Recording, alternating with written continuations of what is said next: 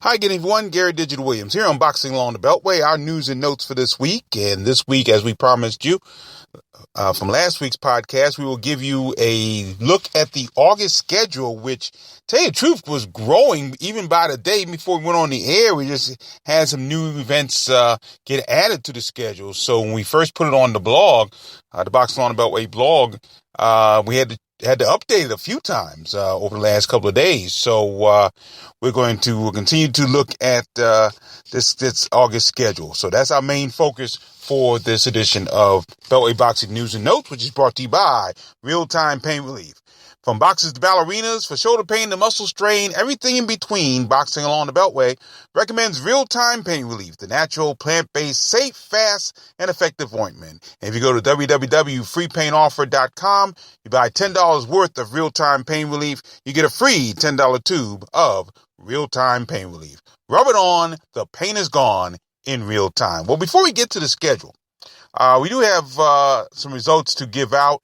And that was during the recent Ringside World Championships that took place at the Silverstein Eye Centers Arena in Independence, Missouri this past week. And we had 3 winners out of the Beltway. And one of them, well, she has been on a roll all throughout this year. And she really has come into her own as a boxer. And we expect great things down the road for Amelia Moore out of Greenbelt, Maryland, winning her second straight major amateur championship in the month of July. The Ringside World Championship just finished this past week. She won the ringside title in the Women's Senior Open at 141 pounds. And Moore defeated Crystal Aceves of El Paso, Texas in the championship bout. Now, earlier in July, Moore won her first Women's National Golden Gloves Championship. We talked about that a couple weeks ago here on the podcast. But she won another tournament earlier in the year. So this has been a great year for Amelia Moore. Really has come into her own, and 2020 doesn't look like it's out of the question for her.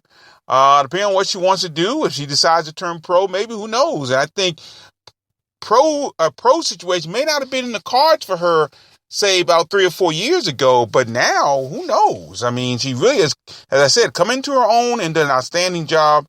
And again, she's won another championship, this time in the Ringside World Championship. So congratulations to Amelia Moore. Also, Maximus Garland out of Waldorf, Maryland. He won the Boys Junior Open 15-16 age group title at 125 pounds. He won with a victory over Angel Garcia of Laredo, Texas. Also, I got to think that we have one of the few boxing commissions in this country that has as a chair of the commission who is an active boxer. And this guy, he's not a pro boxer, he's an amateur boxer, he's in the Masters division, but he has done some great work. We're talking about Adam Weirs. He's the chair of the District of Columbia Boxing Wrestling Commission. He's been, I believe this is his 3rd year coming up as the chair of the commission. And this is the 2nd time he's captured a ringside title while serving as chair of the DC Boxing Wrestling Commission. He won the Men's Masters division at Independence, Missouri, with a win over Alfonso Vasquez of St. Paul, Minnesota. So Weirs, for the 2nd year in a row, and I don't know whether he has won a championship prior to being named the chair of the DC Boxing and Wrestling Commission, but this is the 2nd time as chair that he has won a ringside title. So congratulations to Adam Weirs. So 3 championships at the recent ringside World Championships in Independence, Missouri.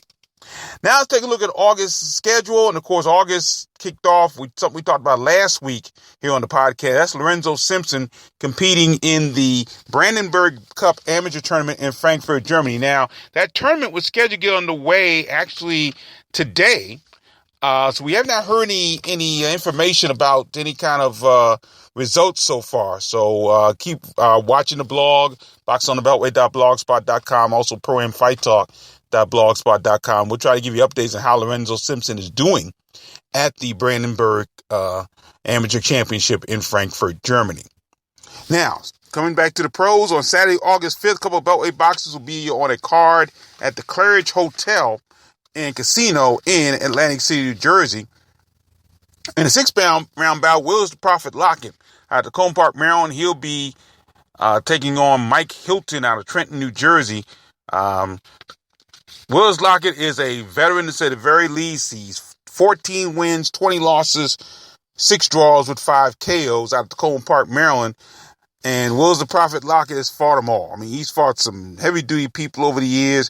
He's fought the likes of Maxell Taylor. He's fought Jerry Forrest twice. 2 of his last 3 bouts have come against Jerry Slug Forrest.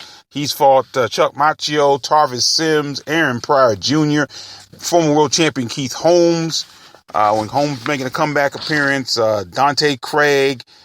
He fought locally against Henry Mays, Willie For Real Williams, Rayco Saunders, Maurice Wheeler, Brandon Cabell out of Baltimore. You name it, he's faced a lot of the great and near great boxers in the light heavyweight, cruiserweight, and heavyweight division.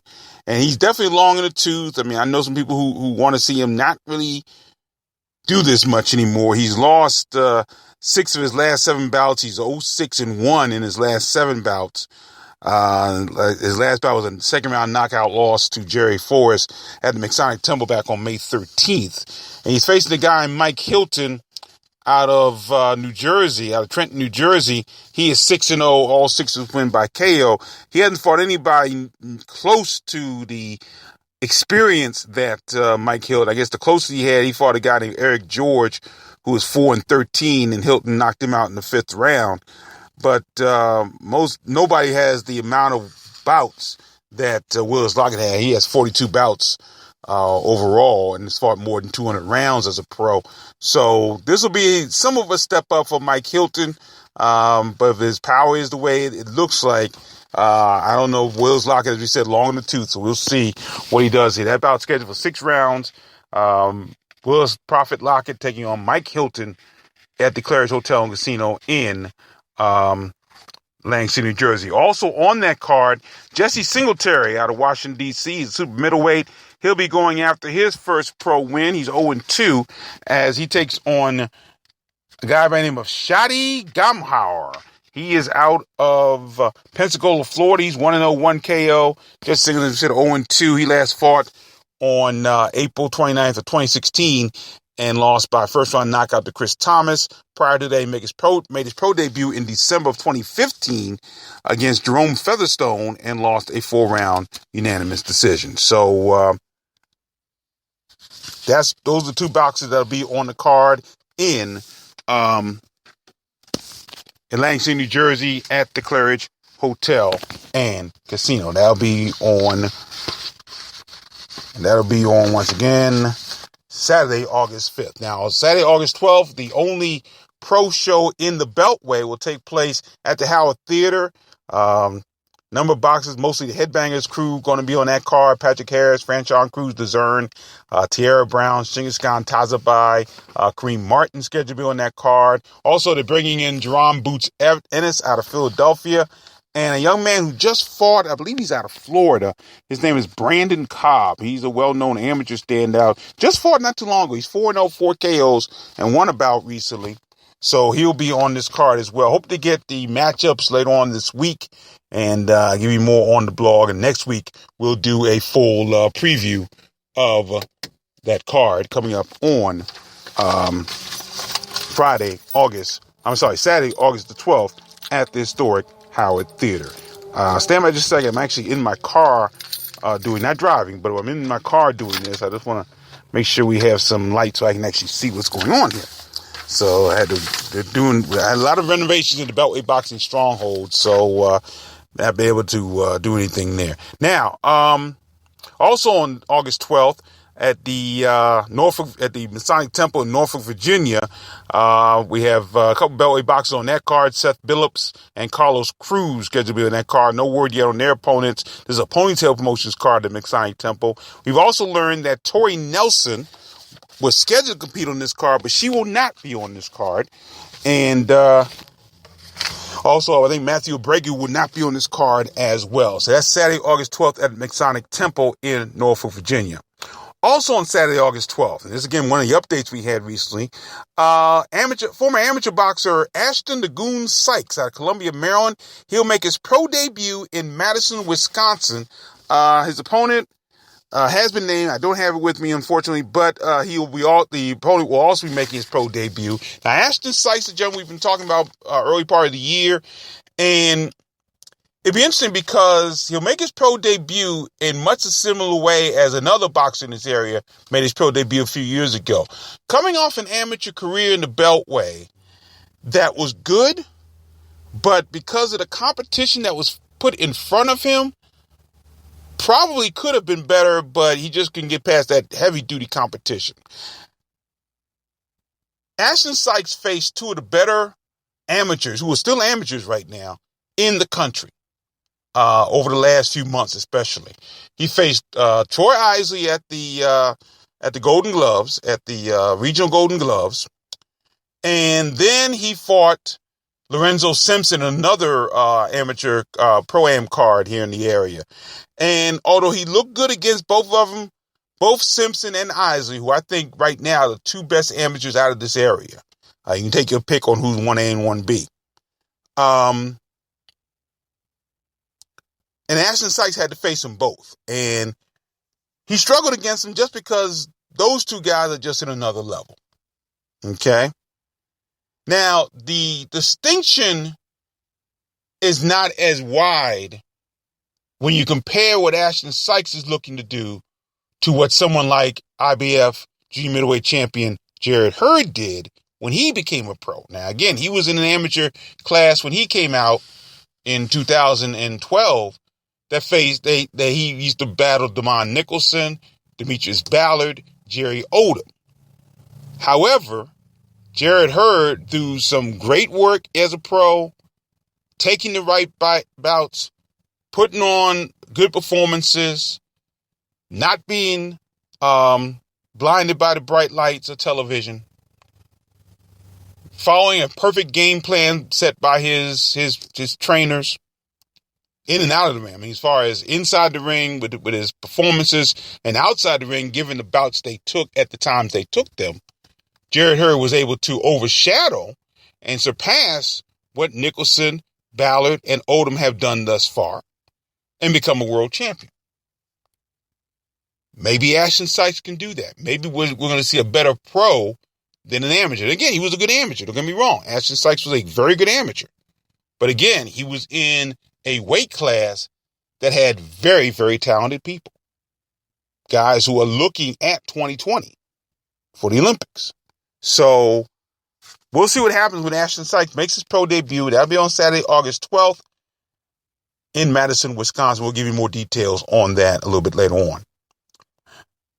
Going back to the amateurs on Friday through Sunday, August 18th through the 20th, it's the 2017 edition of the DC Mayor's Cup, and that'll be at the Raymond Recreation Center, which is located on 3725 10th Street in Northwest Washington, D.C. Yours truly will be the ringside announcer for that event. Looking forward to it. The Mayor's Cup used to be a very huge event in this city. Just about every world champion from the mid to late 90s appeared in that tournament during their times as amateurs. I'm talking about William Joppy, Keith Holmes, Mark Ducharme Johnson, Sean Bay Mitchell, many, many, many others from around not only this area, but around the country. Some heavy-duty people came out of that Mayor's Cup over the years. And we're trying to resurrect it. Muriel Bowser is on board, the mayor of D.C. She is on board.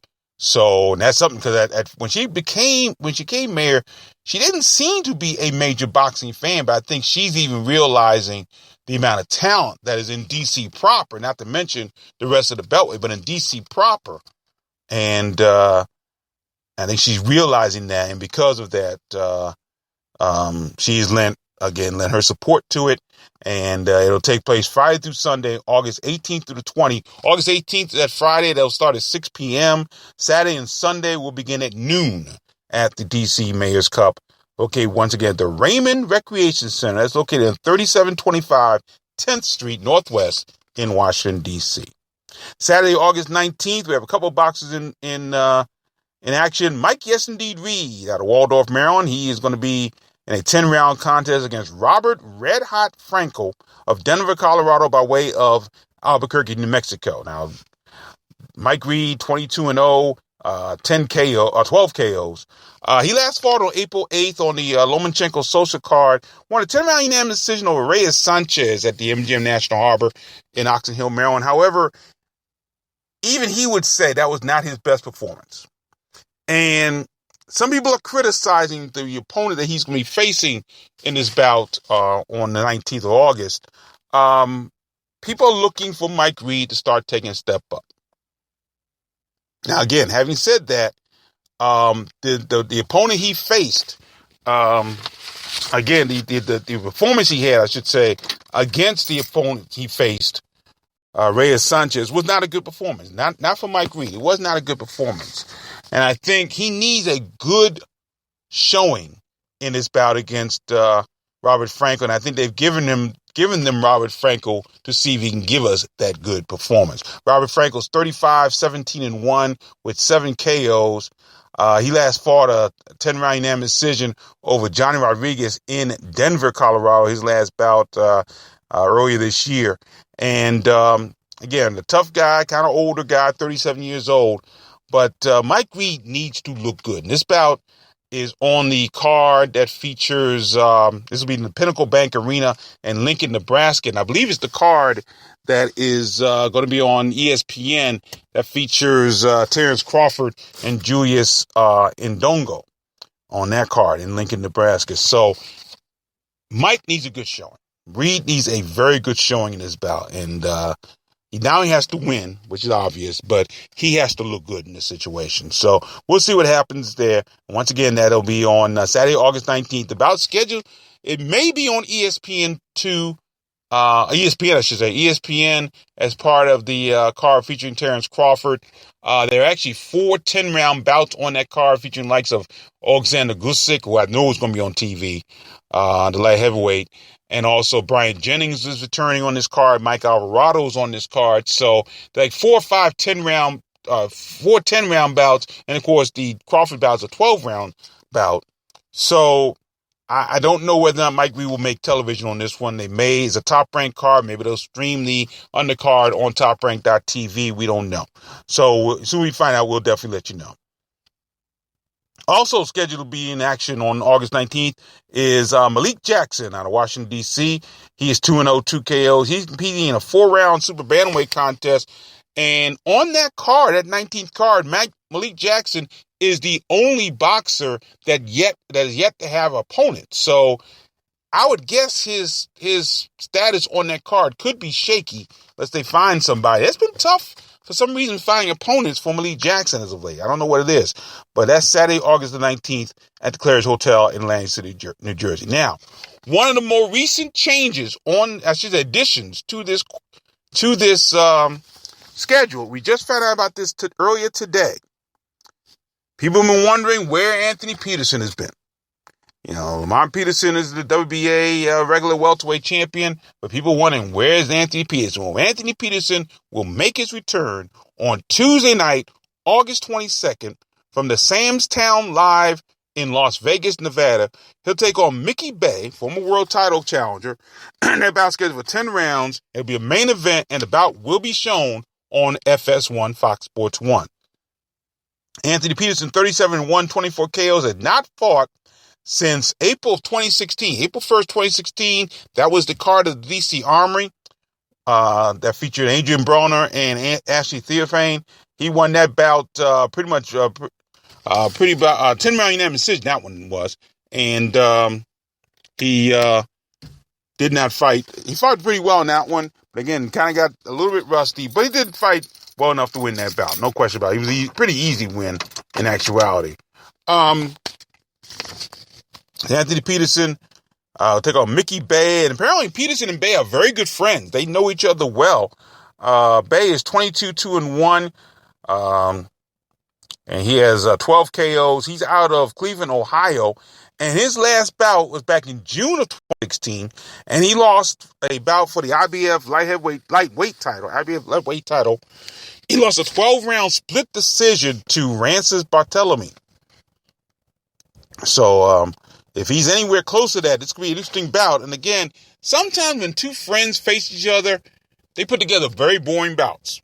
Other times, they put together great bouts. So we'll see what happens when these two guys go.